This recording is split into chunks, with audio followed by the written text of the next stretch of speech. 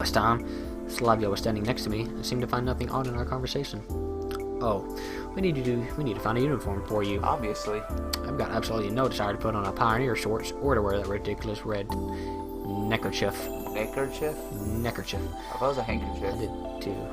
Well, no, handkerchiefs are what you put in your pocket. Oh, I'm thinking of ascots. Ascots, that's it. Never mind, that's a neckerchief then. Okay, guys, you win. However, wearing winter clothes in summer is not a great idea either. Right, thank you. I wonder if I'm the only one here who finds it strange that someone's wearing a coat and winter boots in such heat. Righty right, I'll be off then. You can get yourself acquainted with the camp. I think I have. Don't forget to come to dinner in the evening. Where's that at? And she fades. Ooh. Having said that, she walked out of the I'm cabin. assuming everybody here's a ghost. No, walked is not the right word. She phased out. I was now alone with Slavia. Hello. I must go to... No, don't leave. Got things to do. Don't leave me alone with that thing. Have a walk. Look around the camp a bit. Please take See me you out. in the evening. Please take me out. I don't like that thing. Oh. I don't like either of those things. And then one of the paintings just straight up blank. Mm-hmm. Yeah, if there was no catch or minutes to that, then this reality, and the person of Slavia, becomes more and more something to be fond of. For the first time today, I realized that I was awfully hot here. Thank you. Although obviously my winter clothes were to blame for that. Good job. I took off my coat and dropped it onto the bed. My pullover went after. I was now wearing only the shirt. That's much better. And that's when someone walks in. Ooh. All I could do now was follow the advice and go look around the camp.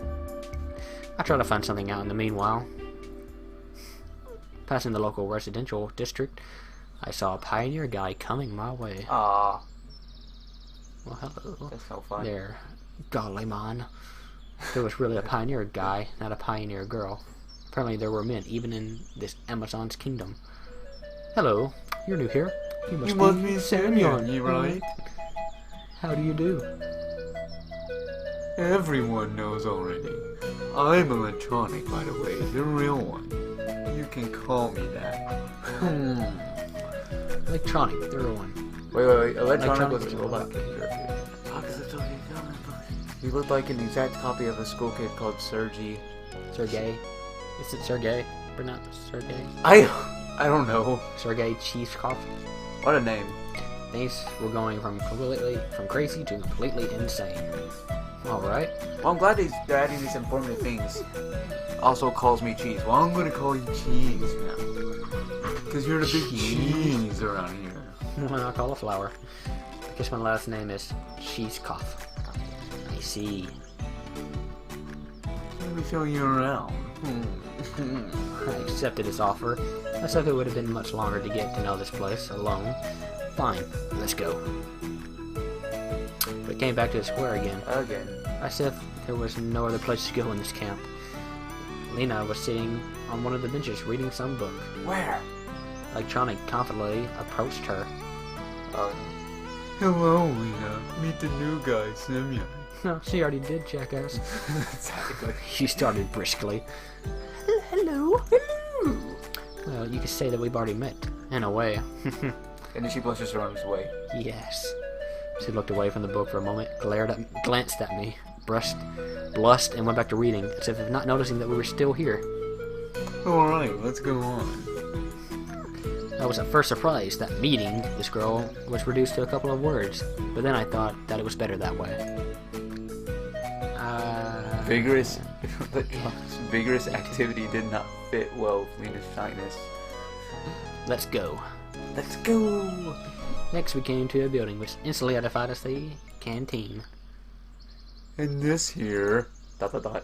I know, this is where you consume organic food. What? Well, that's an assumption. Yeah, something like that. On the canteen's porch there stood the unfriendly girl who hit me on the back earlier. Why is she so red? Is she sunburned? Tanning too long. At her sight, my joking mood vanished in the blink of an eye. Really. No, it's not the best time to pull this guy's leg, even though he is quite hilarious. First, I need to figure out what's what here, or at least where I am. Her over there. Oh god, look at his face real quick. Oh god, he's terrified of her. Her over there. That's okay. Hold on a second.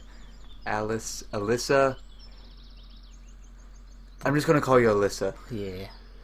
Her over there, that's Alyssa. Be cautious around her. She'll kick your ass. He was speaking in a whisper. Oh crap, I'm sorry. Don't ever risk calling her Devcha. She doesn't like that. That means two. Hey, Devcha! The whole nickname sounds exactly like a Tuch in Russian, a reference to the late Tuch anonymous image board. Okay. Okay, thanks. What did you say? What did you call me? She must have heard him. Death metal, guys. In the blink of an eye, Alyssa jumped out from the porch and dashed towards us. Oh god. Run! Fangs raised. Run! Alright, you'll manage from here onwards. Bye. Like took to his heels. I'm gonna run after him. I decided I had no wish to cross this aggressive Alyssa girl again and darted after Electronic. Running to the square, I lost him from my sight. But Alyssa wasn't chasing me either. However, I really should not risk calling her that. Even in my mind. After catching my breath, I wondered why I had reacted like that. Alright, she's a girl. An aggressive one. But why run away? Because she could kick your ass? Failing to find a good answer, I sat down on the bench and stared at the monument to Genda. Looks like I have to kill my time alone, waiting for dinner. I decided to go east. Which way is east? Never eat. There we go, that way. At least in the direction where east would have been in my world. Soon after, I found myself near a football pitch. A game was in full swing there. I guess watching it for a bit wouldn't do any harm. In my childhood, and in the teen years, I was not a bad player myself, and even thought of going professional, but a few injuries in a row killed my desire to risk my health for the sake of uncertain chances in the game. Kids of different ages were running in the pitch. I could see a boy about 10 and a girl of about 14 years old. A girl? Hey, that's Uyana. Alright, she plays football. What's so surprising? She seems a restless one after all. I was standing quite far from the pitch, but still, she noticed me. Hey, you! Hey, yo! Uyana shouted. Hey, bitch! Wanna play? Fucking no! I did not know what to answer. On the other hand, it's no big deal running for 10 minutes. On the other hand, any wrong movement in my situation could be a final one. Oh my god. But in any case, my tire wasn't suitable for this weather. If I had played in winter boots and warm jeans, I would sweat like a pig. And playing football and playing barefoot without jeans would be simply unethical. Maybe another time, alright. I shouted in response, turning and walked back. That's why you strip naked. I was followed by Uyana screams about my pants, or about me being a pasty, or something like that. You're a sissy! Come on, you pansy! The evening was falling, making me feel tired and empty, after a day wasted for real no purpose. Oh, it has a purpose. Yeah. That booty! Booty! I came back to the square, sat down on a bench, and threw an exhausted sigh. I better sit here and wait for dinner. After all, it's easier to search for answers when you're not hungry. They do give food to people here, right? I hope so. I would hope so, considering she said wait for dinner. Yeah. You know, it's curious how the simplest human needs can break the will to ponder on things, to strive for something.